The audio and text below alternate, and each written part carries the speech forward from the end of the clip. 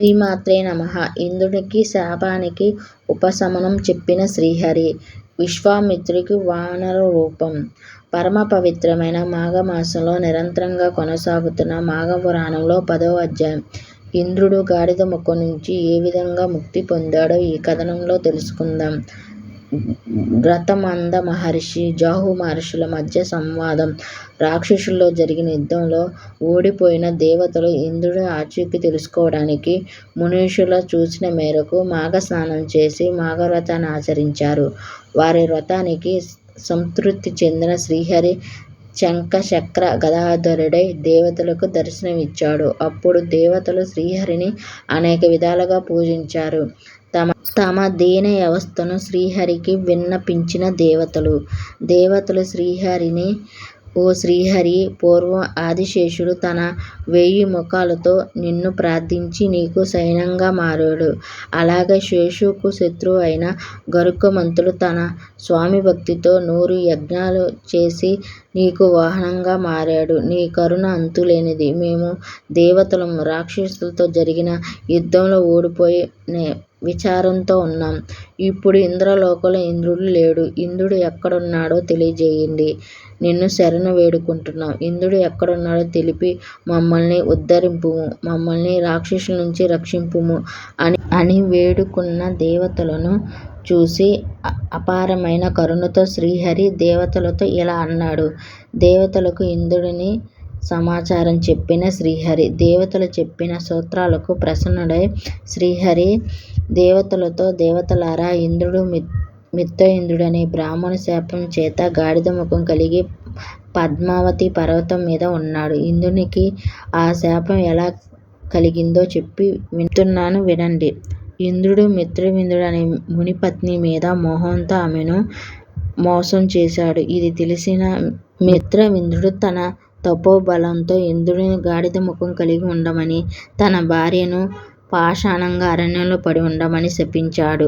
ఆనాటి నుంచి ఇంద్రుడు గాడిద ముఖంతో పద్మావతి పర్వతం మీద గడ్డి గాడిద తింటూ తీవ్రమైన ఎండలో పడి ఉన్నాడు. ఇంద్రుడి శాపానికి ఉపశమనం చెప్పిన శ్రీహరి, ఇంద్రునికి ఋషిపత్ని సంగదోషం పోవాలంటే మాఘస్నానంలో ఇంద్రుడిని ఎలాగైనా తీసుకువెళ్ళి తుంగభద్ర నదీ జలంలో స్నానం చేస్తే దోషం తొలగిపోతుందని శ్రీహరి చెప్పిన మాటలు విన్న దేవతలు హరి ఇంద్రునికి గాడిద ముఖం ఎలా పోతుందని అడగగా, అప్పుడు ఆ శ్రీహరి, దేవతలారా, మహిమాత్మమైన మాఘ స్నానం చేయగానే ఇంద్రుని దోషం పోయి గాడిద ముఖం తొలగిపోయి తిరిగి పూర్వరూపం వస్తుంది. మాఘ స్నానానికి అంతటి మహిమ ఉంది.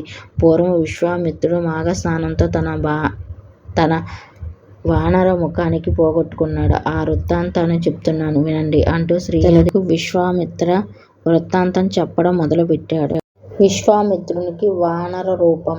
పూర్వం విశ్వామిత్ర మహర్షి భూలోక ప్రదక్షిణ చేస్తూ గంగా తీరానికి చేరాడు. అదే సమయానికి కొంతమంది గంధర్వులు ఆకాశ మార్గంలో వచ్చి గంగానదిలో మాఘస్నానం చేసి శ్రీహరిని భక్తితో పూజించారు. తిరిగి ఆకాశ మార్గంలో ప్రయాణించిపోచున్నారు.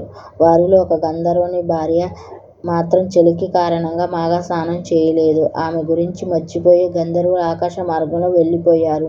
మాఘస్నానం చేయని ఫలితంగా ఆ గంధర్వునికి భార్యకు ఆకాశ మార్గంలో వెళ్ళే శక్తి నశించింది. ఆమె విచారంతో అరణ్యంలో తిరుగుతుండగా విశ్వామిత్రుడు ఆమెను చూశాడు. అతిలోక సౌందర్యవతి అయిన ఆమెను చూసి విశ్వామిత్రుడు మోహంతో ఆమెతో సంగమించాడు.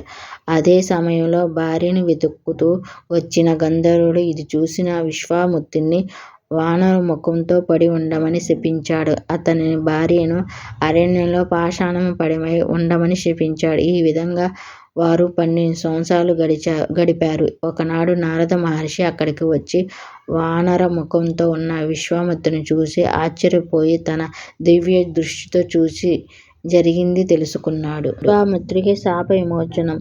విశ్వామిత్రుని అవస్థను చూసి నారద, అయ్యో విశ్వామిత్ర, క్షణమైన మోహంతో తప్పు చేసి ఇలాగ అవస్థ పడుతున్నావు.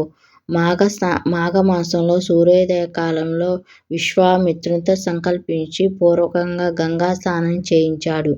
మాఘ స్నాన ఫలితంగా విష్ణువు అయిన నా అనుగ్రహంతో విశ్వామిత్రుడు వానర రూపం పోయి నారద విశ్వామిత్రుడు తపో చేసుకోవడానికి వెళుతూ పాశంగపడి ఉన్న గంధర్వ భార్యను నదీ జలాలతో చల్లగా ఆమె తన పూర్వ సుందరమైన రూపంతో ప్రత్యక్షమైంది. చివరకు ఆమె కూడా నది స్నానం చేసి తన లోకానికి వెళ్ళింది. ఈ విధంగా శ్రీహరి దేవతలకు విశ్వామిత్రుడు కథను చెప్పి ఇంద్రునికి కూడా మాఘ స్నానం చేయించి గాడిద రూపం నుంచి ముక్తి కలిగించమని చెప్పి అదృశ్యమయ్యాడు. ఈ కథనం గ్రంథమంద మహర్షి జహుల మధ్య సంవాదం ద్వారా శివుడు పార్వతి తెలియజేస్తూ 10వ అధ్యాయాన్ని ముగించారు.